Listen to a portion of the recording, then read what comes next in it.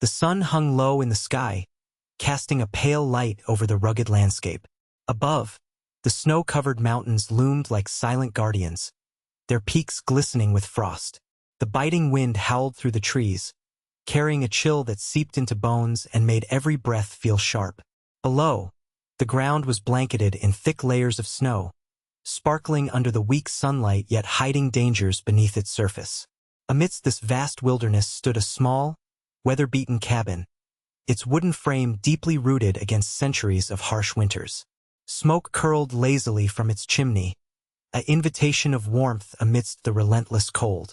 Each window was streaked with frost, framing flickers of light that danced inside.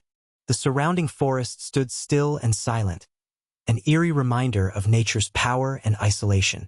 With no one around for miles, the cabin felt both like a sanctuary and a trap. In this unforgiving world, survival depended on strength and resilience, a test that awaited anyone brave enough to venture out into the bitter cold unprepared. The pack driver had no idea just how quickly his journey would turn perilous beneath these menacing peaks. As the pack driver trudged through the thick snow, his breath formed clouds in the frigid air. He was a sturdy man, weathered by years of navigating these treacherous terrains. His sled creaked under the weight of supplies, but his focus was sharp, eyes scanning the snowy expanse. Suddenly, he spotted a faint movement ahead, something that didn't belong to the landscape. Drawing closer, he found a trapper half buried in the snow, his face pale and lips blue from frostbite. The man's body trembled as he struggled to lift himself from the icy grip of winter. Panic surged within the pack driver. Time was running short. He knew that staying out in these conditions could be fatal for anyone left helpless. Without hesitation, he dropped his gear and rushed forward. "Hang on!" he shouted, determination driving him onward. He assessed the trapper's injuries quickly, noting the frostbite creeping across his skin like ice fingers. With great care, he hoisted the trapper onto his shoulder, feeling every ounce of resistance from both man and snow. Every step back to the cabin was a battle, a test of strength fueled by compassion and urgency as he fought against nature's brutal hold. With the trapper's weight across his shoulders, the pack driver pressed forward, each step a monumental effort against the biting cold. The thick snow clung to his boots, making every movement feel like wading through molasses. He could feel the strain in his muscles as he fought to maintain his balance, but the sight of the cabin in the distance fueled his determination. He adjusted the trapper's position, cradling him carefully to ensure he wouldn't slip off. The man's body was limp and unresponsive, a stark reminder of the danger they faced. The pack driver's heart raced, not just from exertion but from fear. "Stay with me," he murmured, willing strength into the injured man. As he trudged on, the wind howled around them, threatening to steal his breath away. Thoughts of giving up crept into his mind, but he banished them quickly.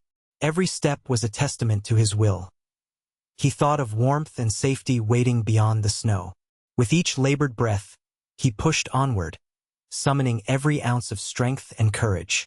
The cabin grew larger in his view, a beacon of hope amidst the cruel wilderness that surrounded them. At last, the pack driver reached the cabin's door, a heavy wooden barrier that loomed before him like a guardian of warmth. With trembling hands, he steadied himself and leaned against it, feeling the weight of the trapper shift slightly as he pushed. The door creaked loudly, resisting for a moment before yielding to his effort with a groan. As it swung open, a rush of warmth enveloped them like an inviting embrace. The interior glowed softly from the flickering light of an oil lamp, casting dancing shadows across the rough-hewn walls. The pack driver stepped inside, his heart racing with relief as he crossed the threshold. He quickly laid the trapper down on a makeshift bed in the corner, noticing how the faint glow illuminated the frostbite-marked skin. The air inside was filled with the comforting scent of wood smoke and dried herbs, a stark contrast to the biting cold outside. He hurried to stoke the fire in the hearth, flames crackling to life as they devoured kindling and breathed new warmth into the room. As he returned to check on the trapper, hope surged within him. They had made it to safety, but now another battle was just beginning. One for survival and healing in this isolated refuge. Outside the cabin, the soft crunch of snow underfoot was accompanied by low whispers among a group of Ute trackers. They moved like shadows through the trees, their bodies adorned with vivid war paint that streaked across their faces and arms. Each color told a tale of bravery, unity, and purpose. The sharpened edge of tension hung in the air as they circled the cabin, their keen eyes scanning the surroundings for any signs of movement. The lead tracker, a tall figure clad in furs, raised a hand to signal for silence. He gestured toward the cabin, knowing that something was amiss. The faint glow of light could be seen through the frosted windows. It was unusual for anyone to seek shelter in such a remote area, especially during these harsh conditions. They had reason to believe that their quarry may have sought refuge there. As they prepared for what might come next, the trackers exchanged determined glances, their resolve strong. Despite the unknowns ahead, they were united in their mission, driven by both necessity and the whispering winds of ancestral pride calling them to action. Each heart beat in rhythm with the wilderness around them, ready for whatever fate awaited them at the cabin's threshold. Inside the cabin, the atmosphere was thick with tension, a stark contrast to the warmth radiating from the fire. The pack driver knelt beside the trapper, his heart pounding as he examined the injured man's frostbite-ridden skin. Each breath felt heavy with the weight of impending danger that loomed just beyond the walls. The flickering shadows danced across the wooden interior, creating shapes that seemed to whisper warnings. He could hear the howling wind outside, a haunting reminder of the peril they faced. As he cleaned and wrapped the trapper's wounds with shaking hands, he cast wary glances toward the windows. Would the Ute trackers decide to come inside, sensing their vulnerability? His mind raced with thoughts of what might happen if they did. Every creak of the cabin seemed amplified, each sound lending to a growing sense of unease. He tried to focus on tending to the trapper, but an instinctual fear kept gnawing at him, a sense that time was running short. The sanctuary he once thought they had found now felt like a fragile cocoon, holding them away from danger, but also closing in with every passing moment. As the pack driver sat beside the trapper, diligently watching over him, his thoughts began to drift inwards. He stared at the flames flickering in the hearth, their warmth contrasting with the chill creeping through his veins. Memories of his own past flooded back. Days spent traipsing through these wild lands, full of freedom and adventure. He had chosen this life, one intertwined with nature's beauty and brutality. Yet now, sitting in an isolated cabin with a severely injured man, he questioned that choice. Had he bitten off more than he could chew? He thought about the friends he'd left behind and how their laughter echoed in his mind like a far-off melody. What sacrifices had he made for this rugged lifestyle? The weight of responsibility felt heavier than ever. If he failed to keep the trapper safe, would he ever forgive himself? With every creak of the cabin, he was brought back to reality, reminded of the Ute trackers hunting outside. While he was consumed by self-reflection, an urgent sense of purpose emerged. He needed to protect not only this man but also himself. This moment of reflection clarified his resolve. He refused to let fear dictate his actions anymore. Outside the cabin, the Ute trackers moved with purpose, their bodies marked by vibrant war paint that held deep cultural significance. War paint was not merely decoration. It was a representation of identity, status, and emotional state within their tribe. Each color had its own meaning. Red symbolized courage, black stood for wisdom, while white represented peace. The intricate designs told stories of bravery and unity, bonding the trackers together as they prepared for their mission. In Ute tradition, these markings were applied before significant endeavors, creating a spiritual connection to their ancestors and invoking strength. As they approached the cabin, the trackers felt a sense of duty not only to their people but also to the land that had nurtured them for generations. They believed that honoring their customs would guide them through whatever challenges lay ahead. The tension between preserving their traditions and facing potential conflict weighed heavily on them. While some sought revenge for past grievances, others believed in negotiation and understanding. This internal struggle echoed in the silent rustle of the trees around them as they considered how best to proceed. whether to confront the unknown within the cabin or seek a path toward reconciliation without violence. The atmosphere in the cabin thickened as unsettling sounds began to filter through the walls. Crunching snow, distant voices, and the rustle of branches. The pack driver froze momentarily, his heart pounding as he turned his attention toward the door. Outside, shadows moved purposefully, and he could feel the weight of unseen eyes watching from the darkness. Each muffled thud echoed like a countdown in his mind, raising the anxiety that had already gripped him. He stole a glance at the wounded trapper lying motionless on the makeshift bed, feeling a surge of protectiveness wash over him. They were trapped, vulnerable, and he could no longer ignore the reality that danger was encroaching upon their fragile safety. The sounds intensified, the murmur of voices growing louder and more confident, underlined by the sharp clicks of boots tracking through freshly fallen snow. It was clear that the Ute trackers had closed in, their intentions only a heartbeat away from confrontation. Clenching his fists, the pack driver gathered his resolve. He needed to prepare for whatever might come next.